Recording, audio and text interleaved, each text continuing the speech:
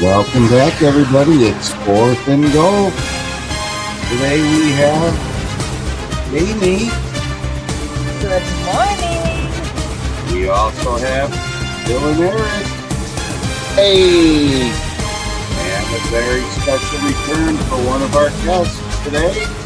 WBT Freedom is back. All right, everybody. Fourth and Goal. Welcome, everybody.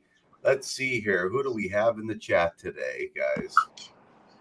All right. So looks like we have Joe. CPP fam has came to spend some time with us today. How you doing, Joe?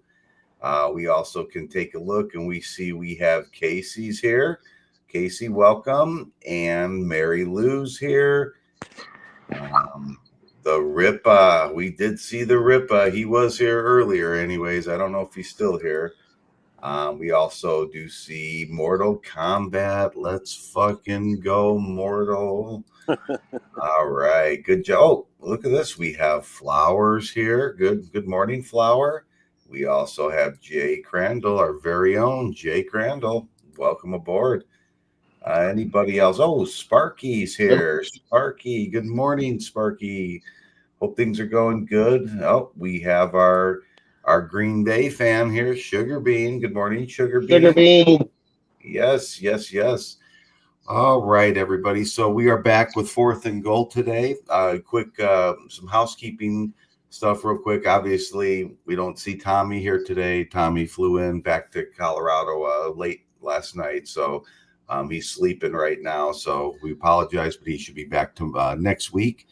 And next week, let's not forget, we do have our Thanksgiving edition Fourth and Goal show next week. So that's always a good time around the holidays. Okay. So Can I just say real quick that at the beginning of the show there, when you do the Who's in the Chat, reminds me of the Romper Room show. I don't know, probably nobody here is even old enough to remember that show, but she used to look through a mirror and say, and we have Chillin' Eric and we have Mortal. It just had me laughing over here because it reminded me of the Romper Room. Well, then, we can make a Romper Room edition if you'd like one of these times for sure. I think that I would like that, but I will say I think Romper Room had more viewers than we do, and that's a little disappointing. Well, we got 14 so far. All right. Oh, and we also have Tom B's in the house. Hey, Tom, how you doing, bud? All right, everybody. So, yeah, what did you guys think on the panel here? How'd the last week go for y'all? What did you guys think? Good games, bad games? I thought it was heartbreaking. My heart got ripped out. Yeah. Damn Kansas City Chiefs last second block on the field goal. Oof. Oh my God. Yeah. I felt bad for you, buddy. Yeah, that's tough. Well, let's make no surprises here. Obviously, with Freedom being back up on the show, Freedom's got a big day ahead of him today. Freedom, you want to go ahead and explain what's going on with you today? Yes, sir. Today at 3:00 Pacific will be the Grey Cup game, and it'll be the Bombers versus fucking Argonauts, Toronto. Yes. So this is their Super Bowl. Their Super Bowl. Yes, it sure is. And the Jonas Brothers are doing the halftime show. Well, yeah, you didn't have to mention that, but yeah, they are. They'll be there. I did that just for you, bud. Yep. So as you all know, Freedom, he's definitely a big Blue Bombers fan, and his team is there at the end. Yet again, they seem to be doing this quite often lately. Yeah. My understanding. Mm-hmm. So hopefully that'll work out really well for you. We're all rooting for the Blue Bombers today. I think I can easily say that in the chat. Would you guys agree in the chat, Blue Bombers? Yeah. Yes. Well, I'm not in the chat, but I'm rooting for him. Okay. If anyone says Riders, get them out of here. I will. Right? You're banned. Awesome. Well, we're rooting for it, Freedom. That's great news. As far as the NFL goes, well, Obviously, the Dallas Cowboys woes keep getting worse and worse every week. So it's just, I think it's in sheer meltdown mode now over there. And I'm calling it. I'm officially calling it. The season's over for the Dallas Cowboys now. But that's okay. It's okay. We're going to root for the Detroit Lions. We're going to root for the Denver Woo-hoo. Broncos. I'm rooting for the Green Bay Packers. Sugar, see, I got you there. Yep. All of your guys' teams, I'd love to see all you guys make it there to the end. That's Well, good stuff. I So, can't really go with the Packers just because they are, in my division, and I need the Lions to win. But I always think of Sugar when I watch the Packers play. I do too. I really do too. And what do you think it is? I mean, cheese is not sweet like sugar. I don't understand this. What's going on I here? don't know. I don't know. Yeah, But they're cheese- tough. I mean, yep, Big Daddy fishing. Yeah, I think it's safe to say it's pretty much over. I think they would have to win out from here, and that's going to be an impossible task here. Let's see what Casey says. They signed a fucking quarterback who is trash since Prescott is out for the season. Yeah, I did see something about that too. So, yeah, it happens. Well, they have Trey Lance and Cooper Rush, though, don't they? Yeah. If they picked up someone else, though, from my understanding. Maybe I'm wrong on that, but that's what No, I think. I don't know. You could be right. I don't know about that. So we got Flowers. Flowers says Skull. Skull. Yeah. That's right. That's the Vikings, and they're doing pretty darn good this season too. They really are. Absolutely, they are. A team to watch, definitely. Good morning, Tommy. 111. Welcome back. I'm glad to see you here. All right. So what we can definitely do from this stage here is we can sure go over our picks last week. Some interesting developments have happened since last week. Yeah. As you all recall, chat was in first place last week. Well, let's see what the totals are this time. So we'll start with me since I'm in the first column here.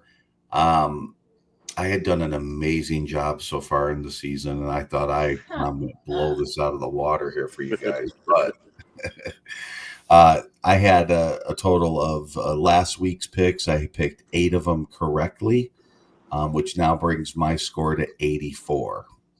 Now, with the 84 score, that is definitely tied for first place with none other than the chat is also in first place at 84.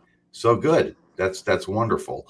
The chat had 7 right, and so they're at 84.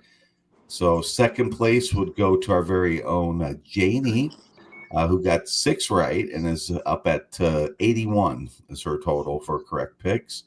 And third place would be Tommy at 6 wins, and he's at 76. And then last but not least is Eric and Co. got 8 wins and is up to 70. So we have a tie for first place, guys. That's awesome. I really Last week I got 8. You got 8. Mm-hmm. You sure did. Let's go. Absolutely did. Yep.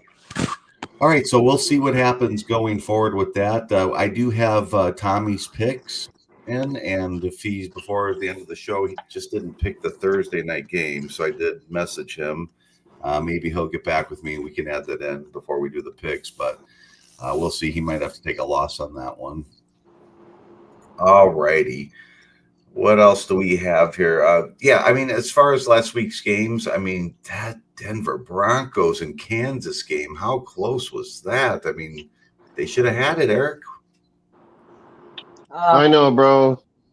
Oh, I thought it was over. I really did. And then, everyone did. Even they had people on the sideline smiling. The Chiefs were looking all sad. And it flipped in a second. Chiefs barely keep squeaking out these wins. Well, and I think they're the worst undefeated team we've ever had. Yeah, it's crazy. That's the thing with football, though. Like, a game is won in the last few seconds. It can, that's what it comes down to in some of these games. Yeah, Jay Crandall. I'm hoping the Bills can take care of business today. Yeah, right. Get revenge for us.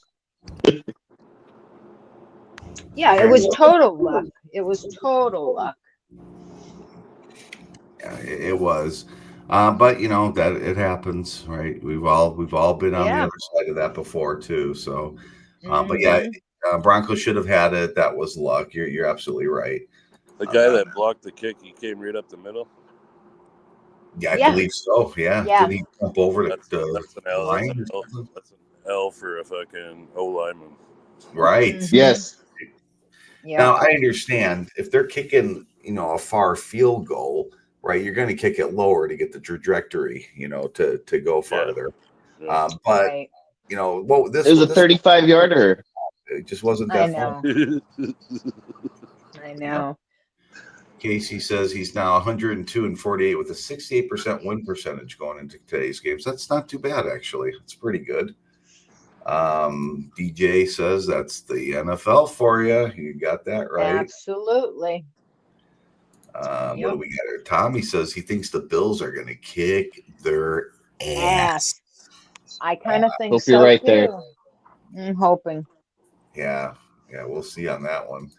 Yeah, some good matchups. And then, of course, now, Janie, you had a hell of a matchup this last week. I think it was the most problems the Detroit Lions had so far this season. No, It was horrible. It was horrible to watch. It reminded me of decades of watching the Lions until just like last season when they really started showing themselves as a good team. And so yeah, it was heartbreaking to watch. I was on the edge of my seat. I was pissed off, but in the end, we took it. So that's good, you know. And hopefully this week they come back. It looked like Jared Goff was just off, but he said he felt like he was throwing the ball correctly. He knew where it was going, and it was just circumstance. So we'll see. yeah, I mean, it's a fantastic team.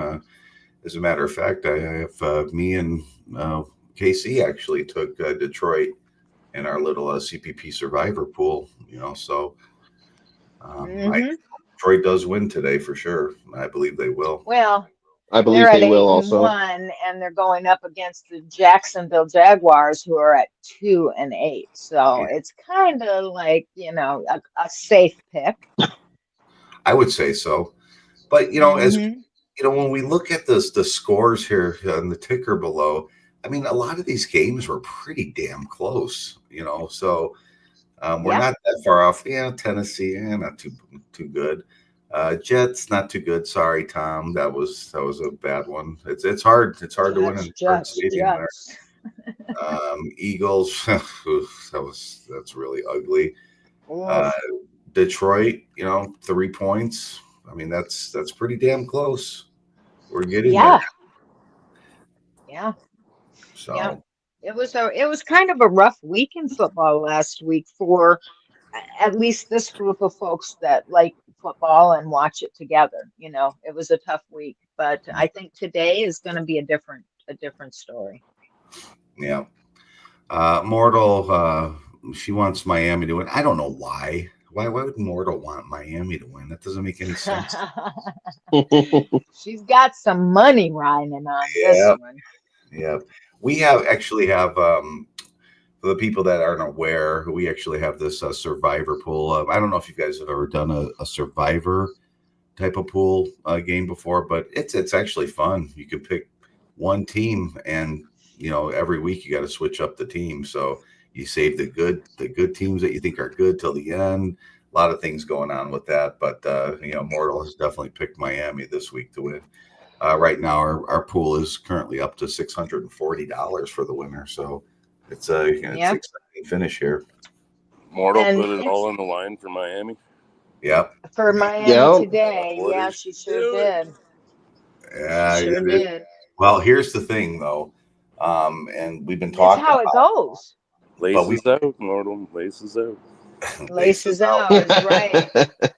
But that's how it goes, because, like you said, you got to save certain teams, and in the beginning, like I got knocked out with Tommy over the Ravens, and they're playing fantastic since that night. Like the one game they blew us out of the Survivor was their last loss. Yeah, but here's the thing, though, with Mortal. I know what she's done. She's calculated this very carefully. And Yes.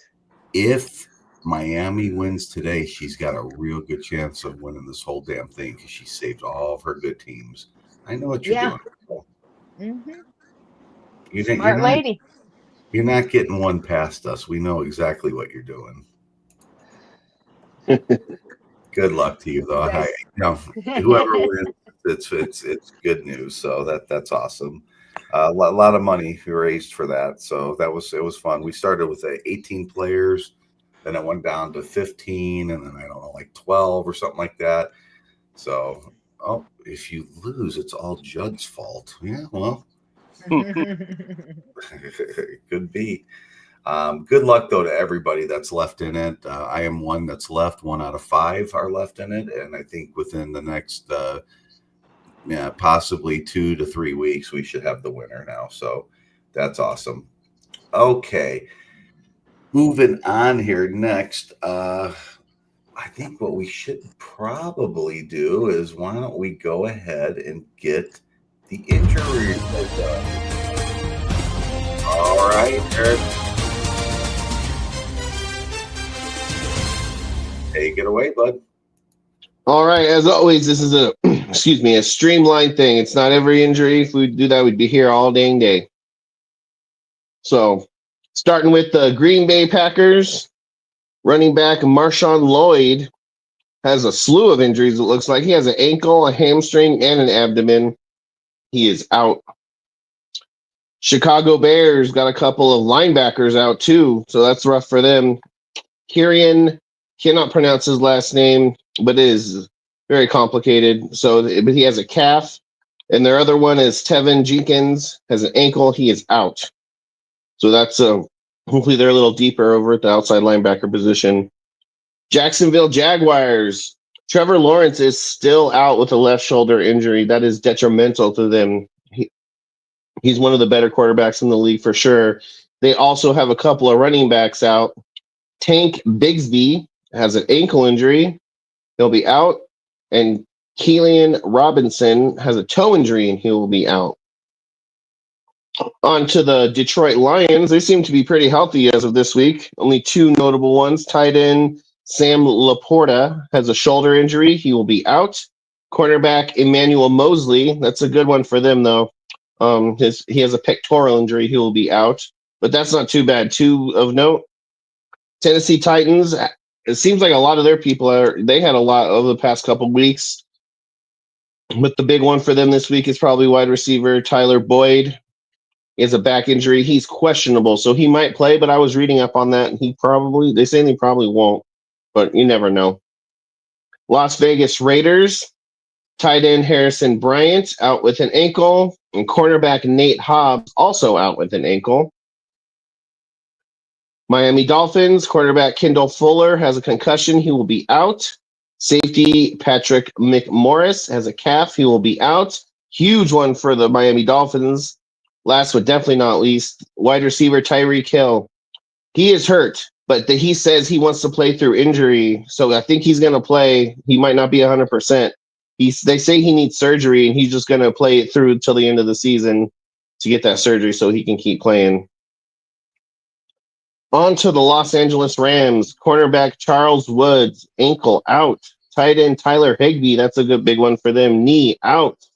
And linebacker Byron Young also has a knee, and he will be questionable. New England Patriots, cornerback Alex Austin, questionable with an ankle. And I thought this was an interesting one. I don't really know this guy. Christian Barmore, he's questionable, and he has blood clots. I don't usually see that as an injury that comes up very much. So, yeah. New Orleans Saints, Jamal Williams, running back with a groin out. They also have a couple of linebackers out. Nefi Swell. Well, they're not out. They're questionable. Sorry. Nefi Swell. I'm not sure how to pronounce that correctly. And then Peter Warner, both questionable. Swell has a knee. Pete Warner has a hand.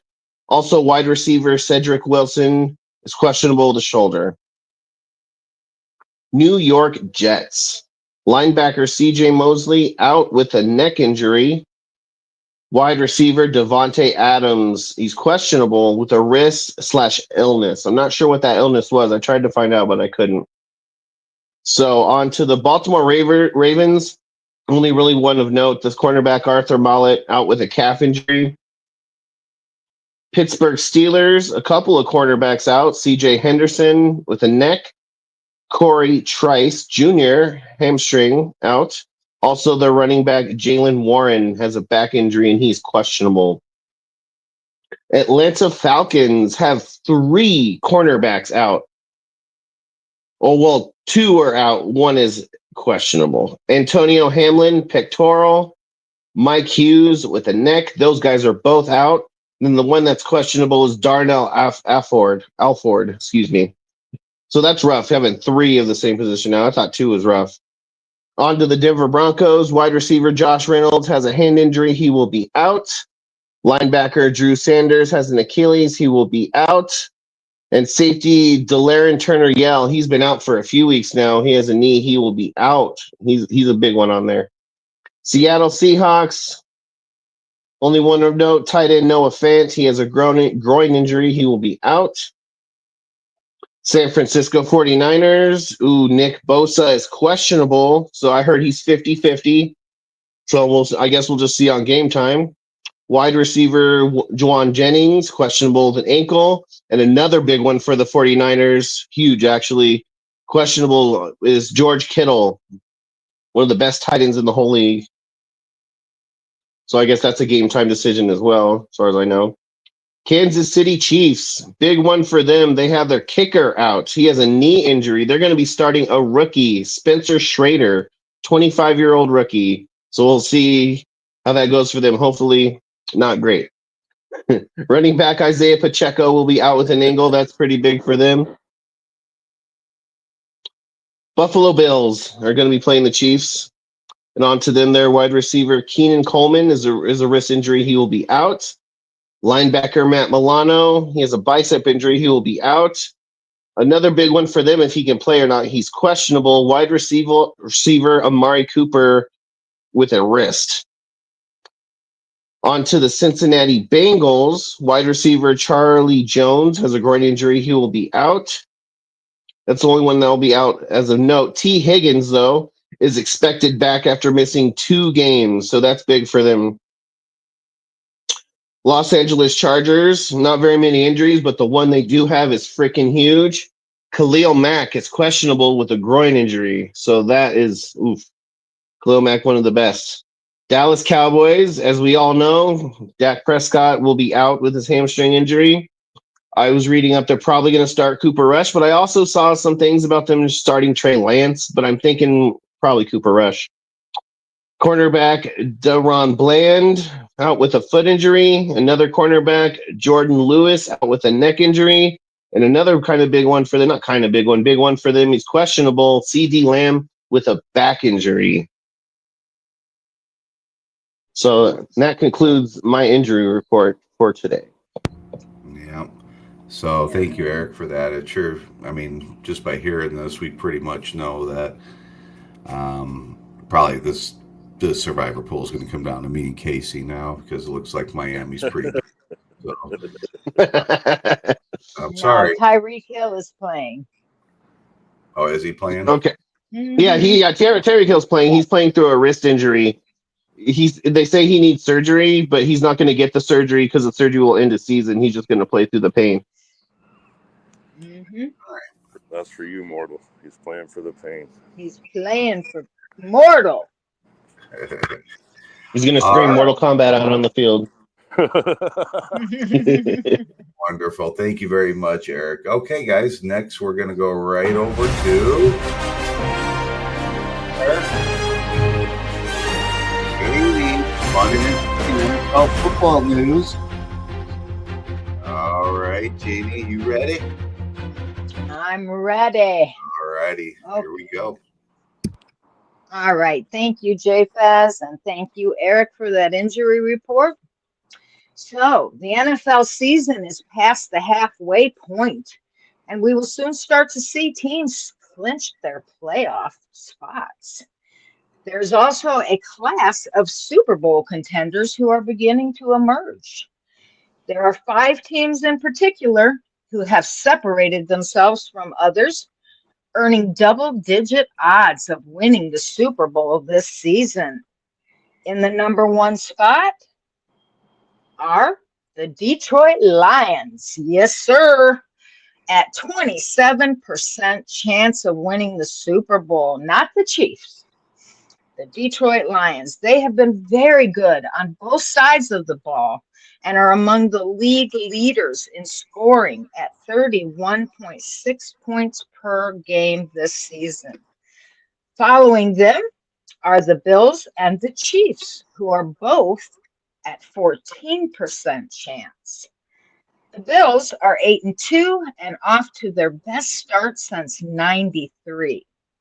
Quarterback Josh Allen is in the mix for the league's most valuable player award, and their offense is firing on all cylinders. While today's home game against the Kansas City Chiefs will provide a very tough test, the end of season schedule could be very favorable to the Bills and ultimately decide where they land in the AFC. Speaking of the Chiefs, you may be wondering why the undefeated Chiefs, who have won it all the past 2 seasons, are not the Super Bowl favorites. Well, this is a team that hasn't played as well as its record would indicate. 8 of the Chiefs' 9 wins came in one-score games. And based on their point differential, we would expect them to have only won 6 of those 9. Mahomes hasn't looked like his usual self at times this season, but given his postseason track record and the fact that Kansas City has the inside track on the number 1 seed, the Chiefs do remain a very strong contender. Next, we did have the Philadelphia Eagles at 7-2, tied at 12% with the Baltimore Ravens, who are at 7-3. But after Thursday night's 26-18 victory over the Commanders, the Eagles have leveraged their lead and are now at 8-2, dropping the Commanders to 7-4. After a shaky 2-2 start, the Eagles have 6 straight wins and are looking like the Super Bowl contender many thought they were during the summer. As for the Ravens, quarterback Lamar Jackson is a worthy MVP favorite, and the Ravens offense is scoring a league-leading 11 points more per game than expected based on the down, distance, and field position of each play. Their defense, on the other hand, is limiting their chances, ranking 16th for the season after leading the league last year. Like the Eagles, the Ravens will have to fend off a divisional push by the Pittsburgh Steelers, who are at 7-3. The Steelers have a half-game lead for now, but they still have 2 games against Baltimore on the schedule, with the first one taking place today. So let's move on now to talking about last week's games, and we will begin with the Detroit Lions Houston Texans game. That was a win, 26-23. But the Lions stumbled in Houston, but they were never really staggered. After a nightmarish first 2 quarters, the Detroit Lions went into halftime trailing 23-7. But they continued to fight and claw their way back to score 19 unanswered points in the second half to capture a thrilling victory over the Texans, advancing them to 8-1 on the season. Talk about a resilient bunch, but oof, it was a scary and sloppy first half that I hope to not ever have to see again this season or any season. It was like watching a reverse of last year's playoff game against the 49ers, where they were leading in the first half, only to end up laying down in the second half and ending their chances of going to the Super Bowl. Detroit's defense deserves a ton of credit for that win. They were put in some bad positions by the offense and quarterback Jared Goff, who threw a career-high 5 interceptions. But they hung in there, and they kept the Lions in it. 2 second-half interceptions by cornerback Carlton Davis III were huge plays for Detroit. Despite Goff's 5 interceptions, he stayed focused and remained calm, while the Lions' defense remained strong and roared like the Lions they are in the second half, forcing 4 punts, 2 interceptions, and a missed field goal. But the real star of the night was kicker Jake Bates with his 2 field goals. The first being 58 yards to tie the game at 23-23 with 5 minutes left on the clock. And then, in the final seconds of the game, he kicked a 52-yard walk-off field goal and sealed the victory for the Lions. This week, the Lions at 8-1 will play the Jacksonville Jaguars, who are at 2-8, and their home field. And this should be a runaway for the Lions, but in football, you just never know. JFaz, as much as I don't want to, can you take a look at the highlights from that game last week? Absolutely. It's deflected towards Gibbs, and it's intercepted. Off the deflection to be Ward. When you knock on my door, it is free and it's in the hands of the Texans. Early this morning, to the end zone, held on, touchdown. When you knock on my door. Goff gonna take another deep shot for James Williams. That's gonna be intercepted. That is not intercepted. St. Brown on the edge. St. Brown. 52 for the win. It is. Just inside the upright. Jake Bates, hometown hero. And the Lions have come all the way back. So close that field goal. That's football. That is football. It is, and All might right. I add that I don't know. I'm just impressed with the Houston Texans uniforms. My God, those look sharp. Yes, those I are know. fire. I loved them. Yeah.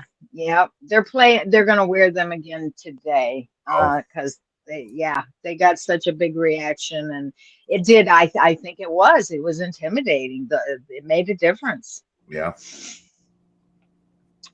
Okay, so next we're going to move on to last week's Bronco Chiefs game.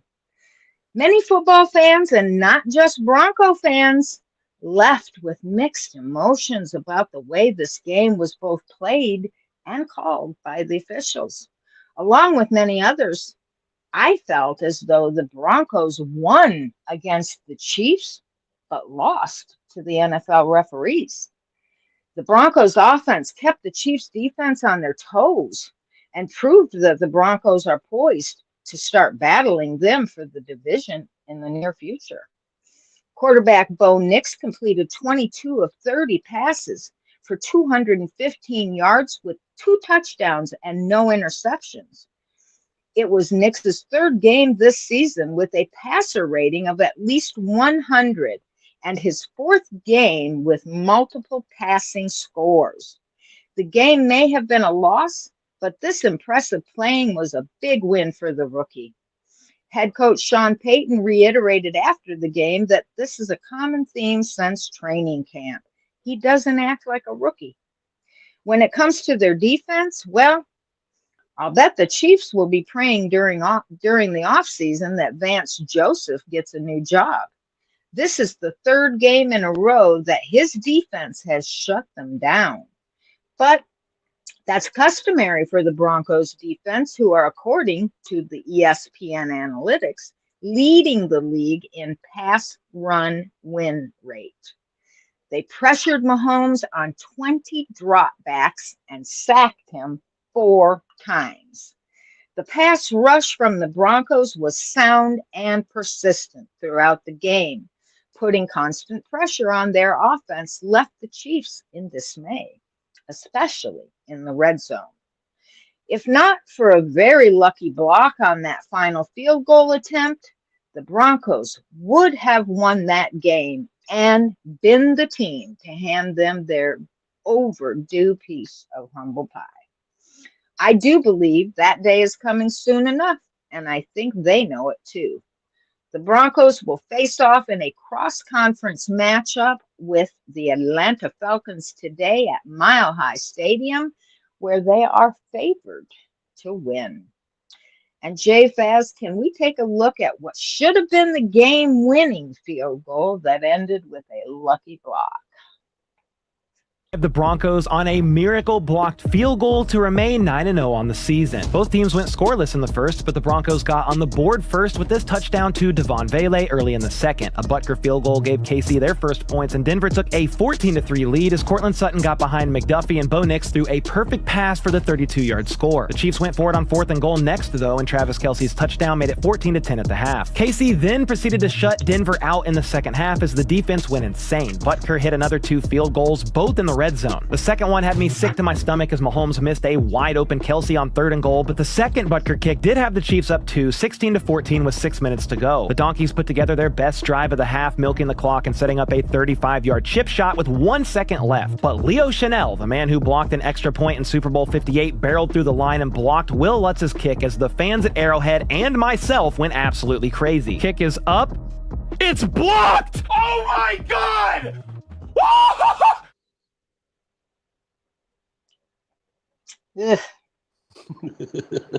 Side note, that dude who likes to call them the Donkeys can go to hell. Oh, did you hear that? That's horrible.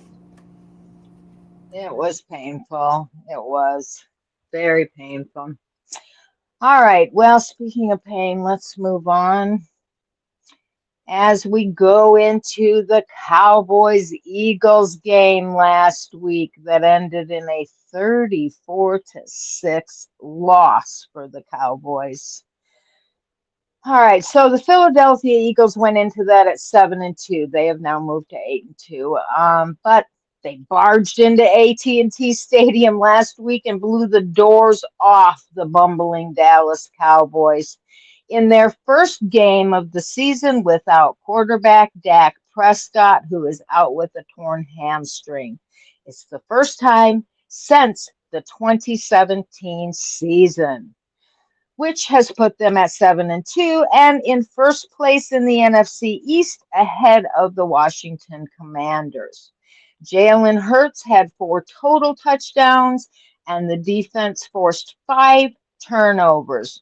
The Philadelphia Eagles cruised to an easy 34-6 victory. But rather than focusing on just that game, I felt like we have to take a deeper look into the big picture, especially when it comes to a team like the Dallas Cowboys, who are America's Violation. team. It's a violation. You can't say that here.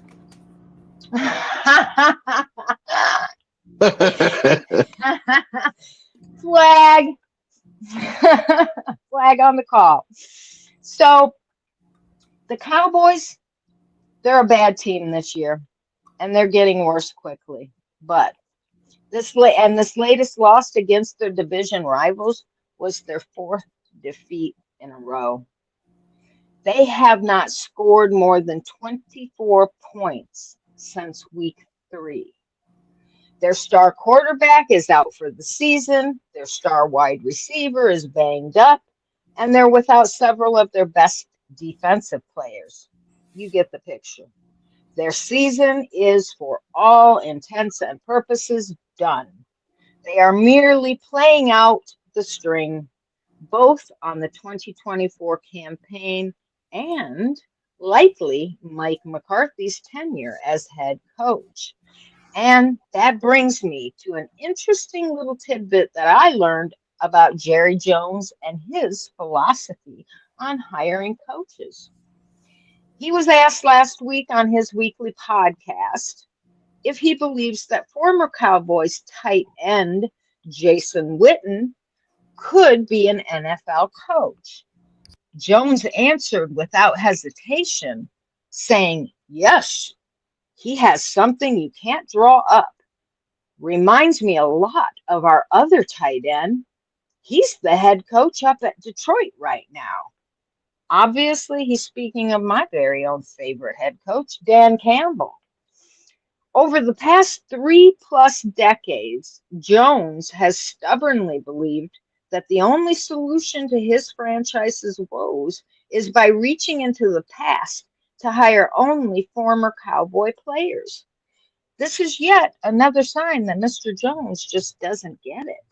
He's pretty clearly laying the initial groundwork here to eventually hire Witten to coach the Cowboys, even if not necessarily this offseason.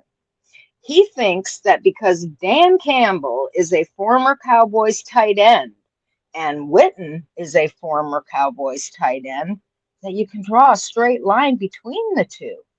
But I beg to differ, and I think there are others who would agree.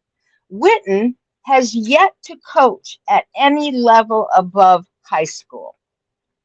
He did win a state championship, but Campbell, on the other hand, spent 11 years as an NFL assistant in Miami and New Orleans, worked his way to assistant head coach, and went 5-7 as interim head coach for the Dolphins in 2015. He paid his dues and learned how to coach a team to victory.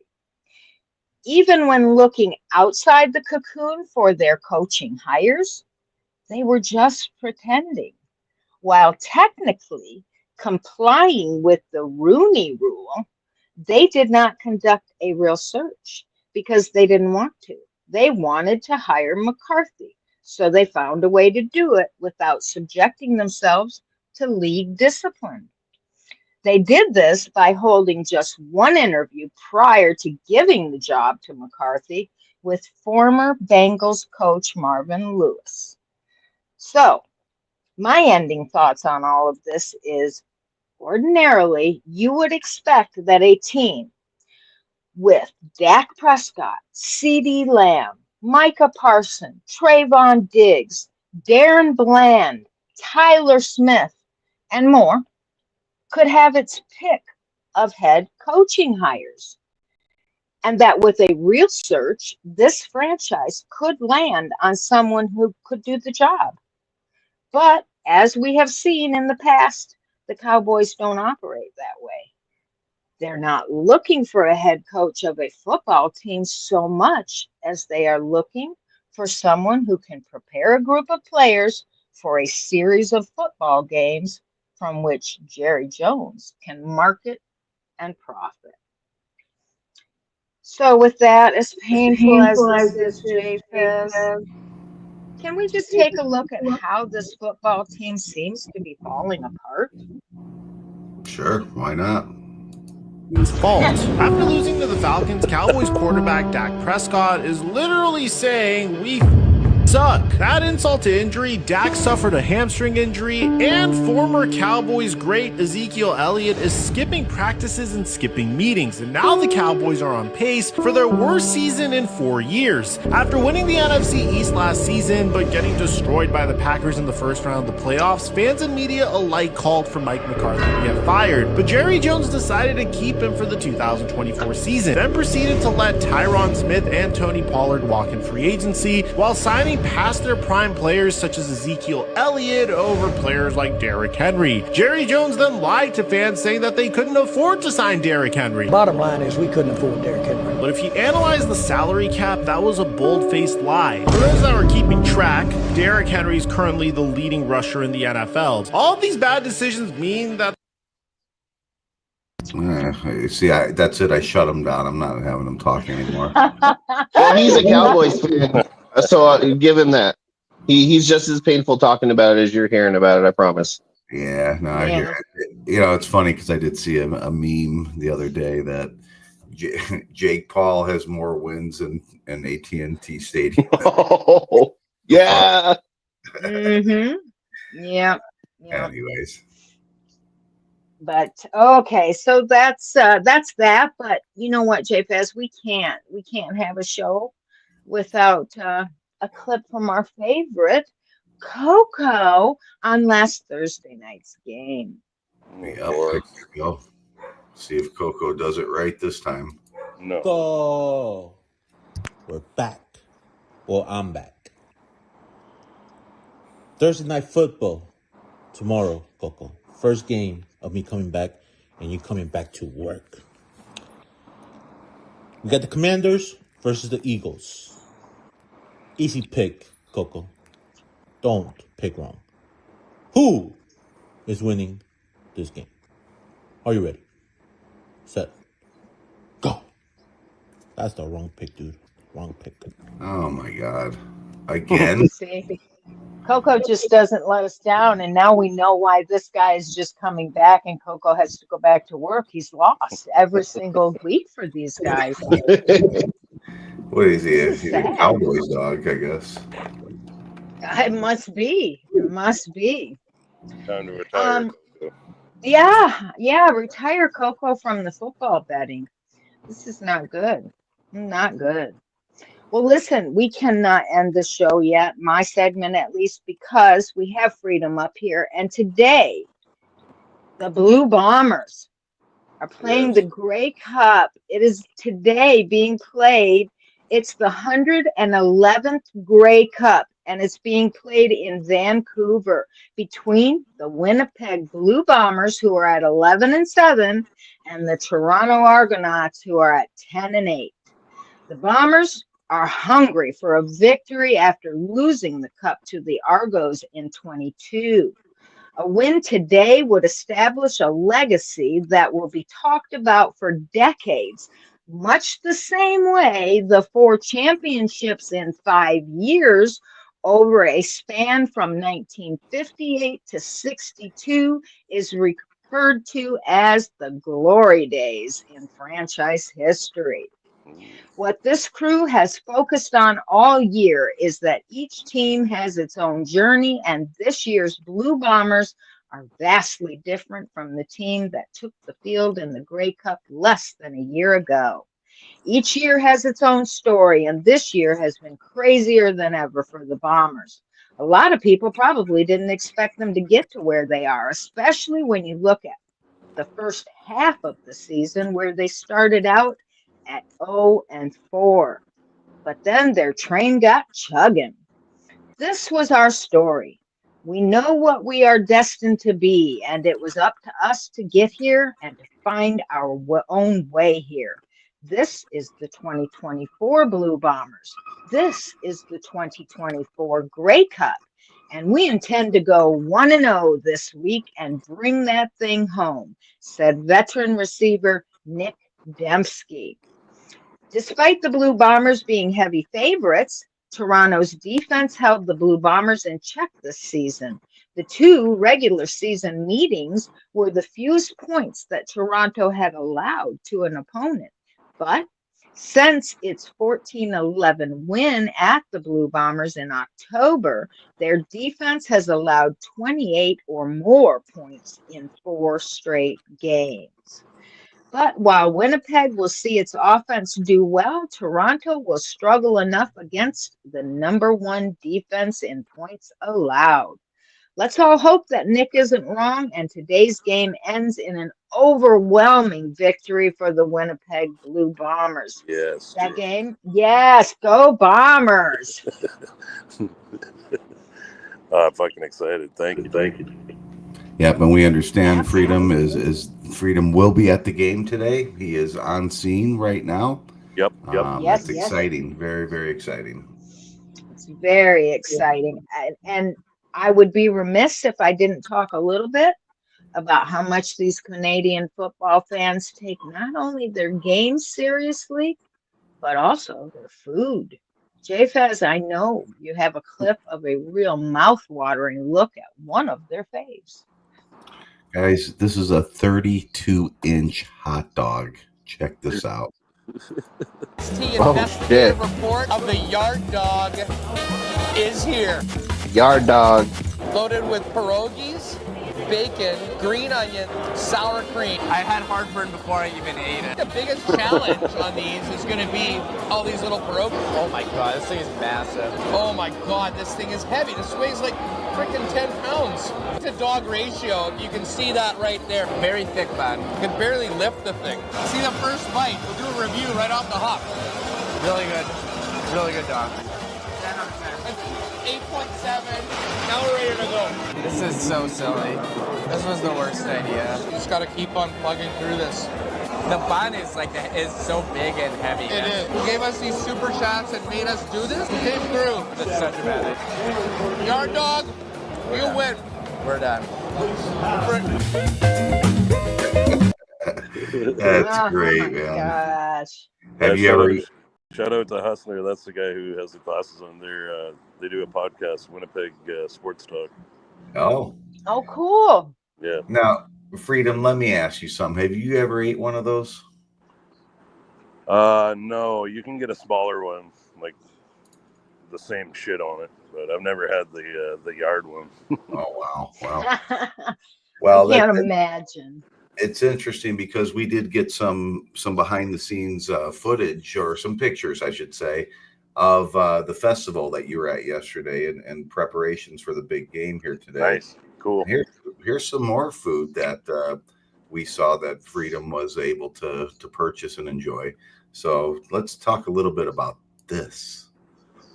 Yes, sir. Oh, Look at this, guys. a lobster hot dog? Yeah, it's called a lobster roll. So those were you could buy those at each team has like their own room type of thing, Mm-hmm. and you just socialize and shit there, and you could buy like local food there. And this is the Atlantic Schooners, which are not part of the league yet, but they're trying to get a team.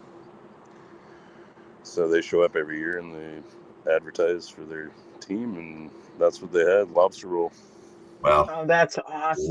looks delicious, does it not? Yeah, it was good. Yep. So I just want to share a couple other photos, if I may. So this is Vancouver yesterday, right? Yes, sir. Now look at that. Look how beautiful that looks right off the water there, guys. Gorgeous. Isn't that cool? Yeah, That's from inside the building we were in. Yep. beautiful.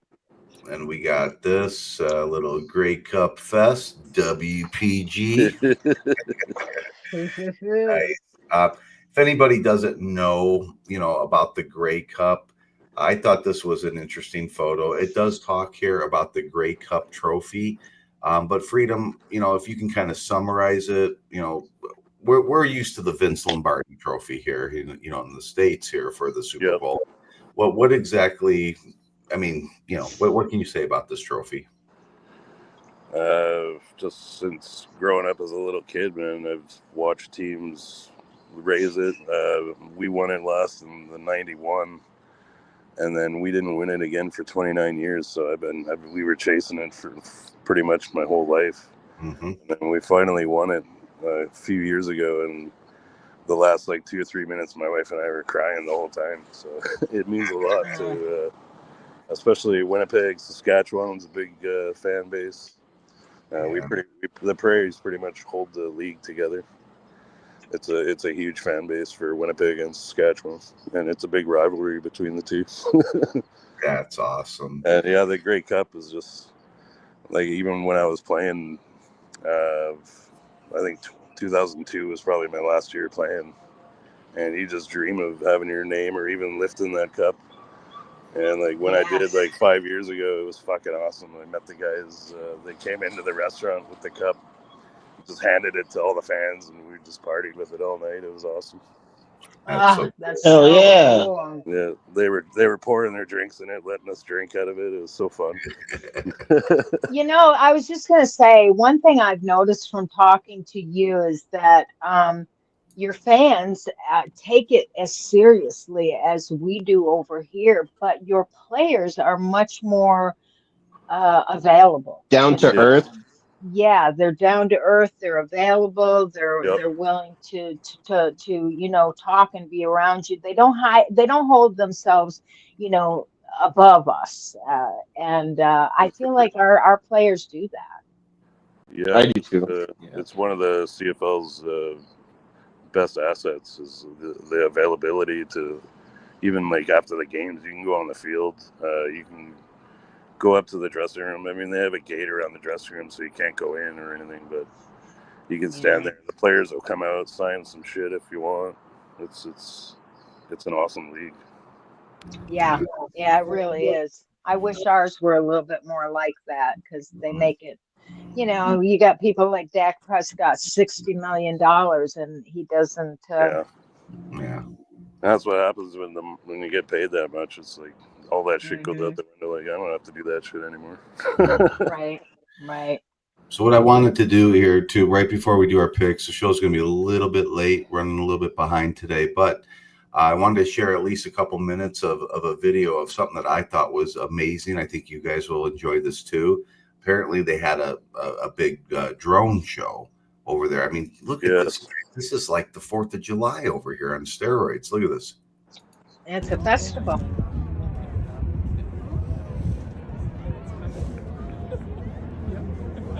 Three, 2, 1. Woo! Whoa! Canada! Yay! That's cool.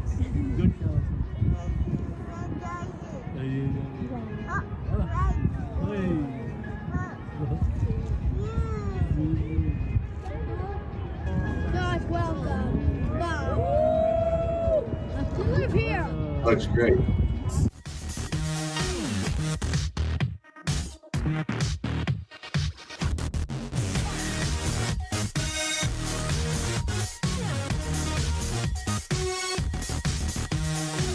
Pretty cool, huh? Yep. Amazing what they can do if you throw. And you saw all this stuff yesterday, right, Freedom? Live. Yes, I did. Yep. Yeah. Look at this, like playbook and shit. I love it. That. I love that.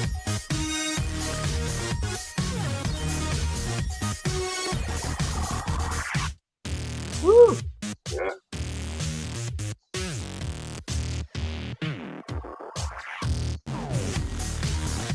I've never seen a drone show before, so this is really amazing.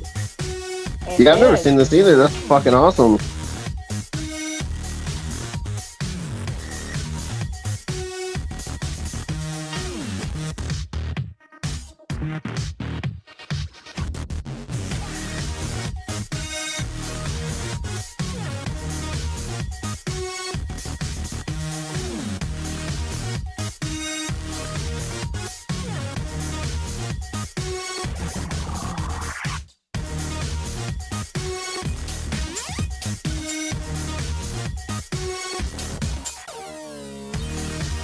How do they don't crash into each other? I have no idea. Yep.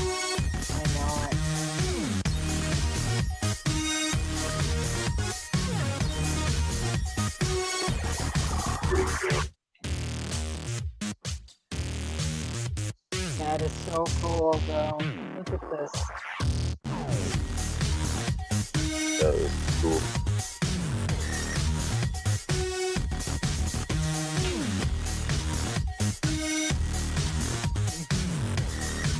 Look at that. There it is. Look at that. Look at 3D. That's cool. It's like it's spinning too. Yeah. I don't know. Freedom, do you know how many drones were used in this? There's thousands of them. Thousands? I think you're putting a hologram in the sky. No way.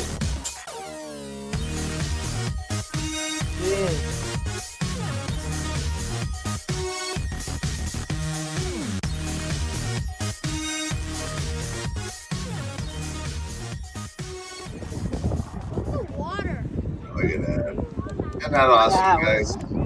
Yeah, very impressive. Pretty cool. Got me in the mood for football, and I am Yeah. ready to see the Bombers kick ass today. Yeah. Yes, Gene. Hey. All right. First time I saw the drone show was in Regina, the Regina Grey Cup 3 years ago.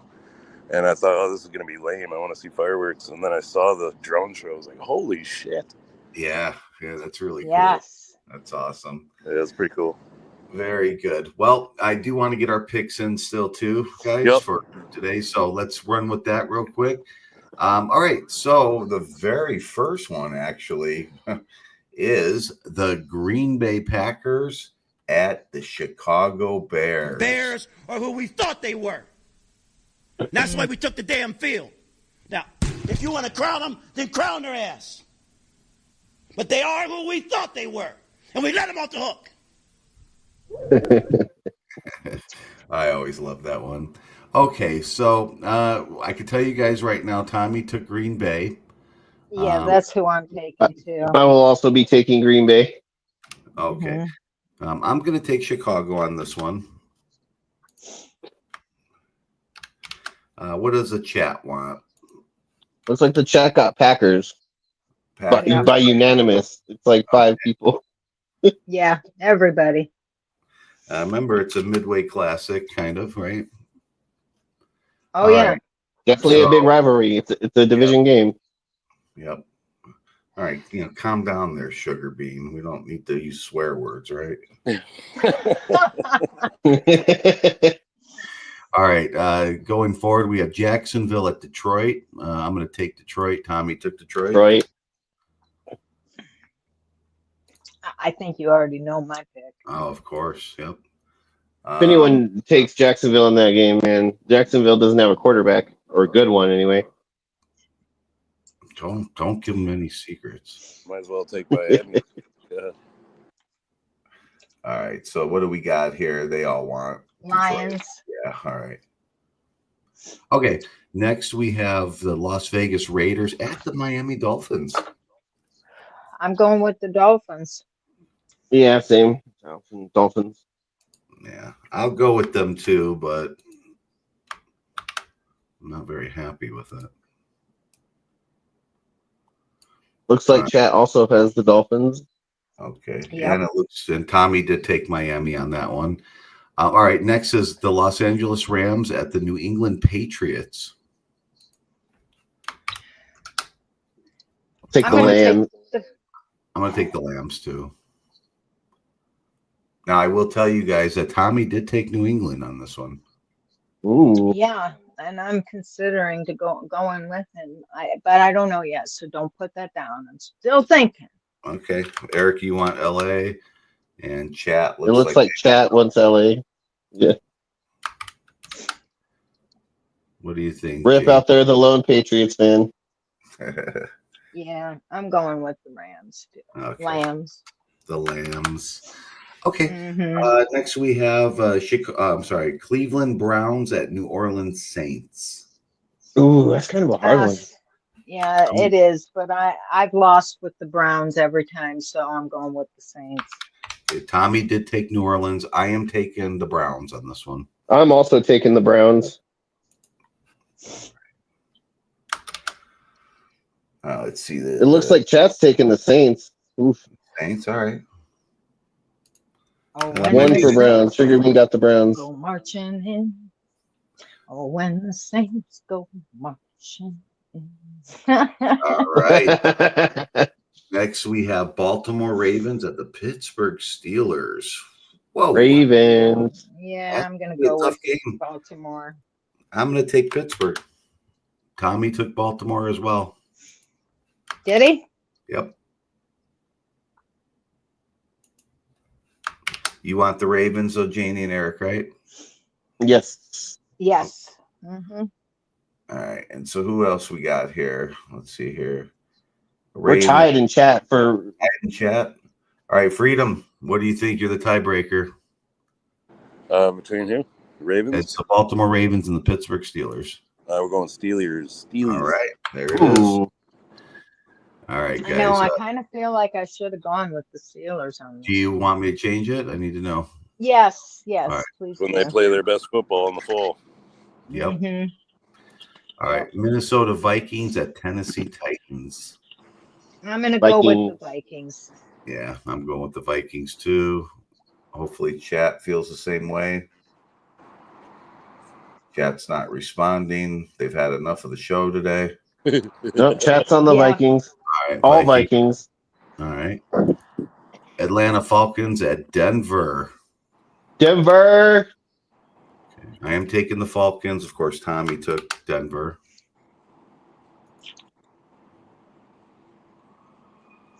Yeah, Denver. I'm sorry.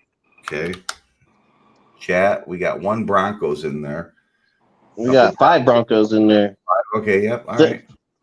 Everyone, I love you, chat, right now. All right. Seattle at San Fran. Ooh, another tough one, guys. Yeah. Ooh. I think the 49ers have some don't they have some injuries? Yeah, they sure do. Possible Bosa, right? Nick Bosa and George Kittle, 2 big ones. What are you thinking, Janie? You thinking the Seattle Seahawks for this one? I'm almost. I'm taking the 40 or the Seahawks. All right. But I don't know yet. I'm thinking about that injury report that I heard about the 49ers, but it's the freaking Seahawks. So I'm going to go with the 49ers anyways. Okay. What does the chat want on this one? Niners. I see 2 Niners. 3 Niners. 4 Niners. Safe to say San Fran. I think they got the Niners. I think the Niners are for chat. Yeah. I see 1 Seahawk. All right. Another great game. Kansas City Chiefs at the Buffalo Bills. I'm going with the Bills. Okay, I'm going with Kansas. Tommy took Buffalo, but you guys want the Bills, right? Yep. Okay. Sure do. Yep. And what does chat want? Looks like the chat Chat wants is unanimous for the Bills. Bills. All right. I'll just mark Dude, it. this chat today is fire. Everyone's going with their heart. Uh-huh. Mm-hmm. Yep. Next, we got Cincinnati Bengals at the LA Chargers. I'm going to take the Bengals. I'm going to take LA. Tommy took LA. Yeah, I'm going to take Chargers. Okay. You want the Bengals, right, Eric? I do, yes. And I'm sorry. It looks like. You wanted the Chargers? Looks like Chargers Okay. for the chat. And you wanted Chargers too, right? Yes, please. Okay, so Eric, you're the only No, one. we're tied in chat. Oh, yeah, we are. All right. Freedom. Chargers and who? It's going to be the Bengals at the Chargers. Chargers. Okay. Indianapolis Colts at the New York Jets. I'm going to take New York. Tommy took New York.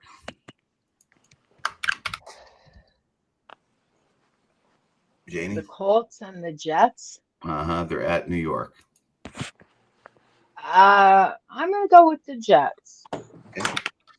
And what does the chat want at this one? Looks like Jets. Jets. Jets look pretty overpowering there. Jets, Colts, Jets, Colts. Yeah. Okay. And we have the Houston Texans at the Dallas Cowboys. I will take Houston. Texans. Yeah, I'll take Texans. Texans are good anyway. The Cowboys are having their issues, and the Texans are already good. So. Yeah. Freedom, would you take the Houston on that one? Yeah, I don't know if I'd put any money on the Cowboys, but yeah, not looking good, buddy. I know. Well, watch the Cowboys beat them. Watch it. Right. Yeah, it could happen.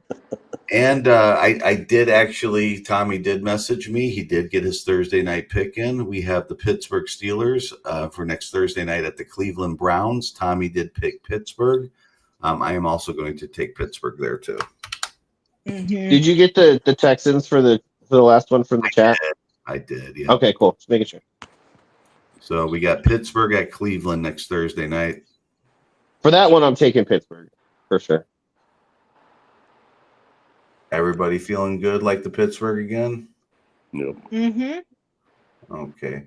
Ooh, Tom coming in tough right there. You might be right about that. Okay, guys. Any last words? Go blue. Go Go Broncos and go Bombers. Yes, Go Lions. I'm definitely looking forward to the Blue Bombers outcome there. Chat, thank you guys very much for coming by, and you guys definitely enjoy your football weekend. Have a good one. We'll be back 4th and Goal next weekend with our Thanksgiving edition. Do not miss it. It's a big one. Bye, everybody. Have a good one. Thank you, guys. Thank you, Eric. Bye. Thank you. Thank you.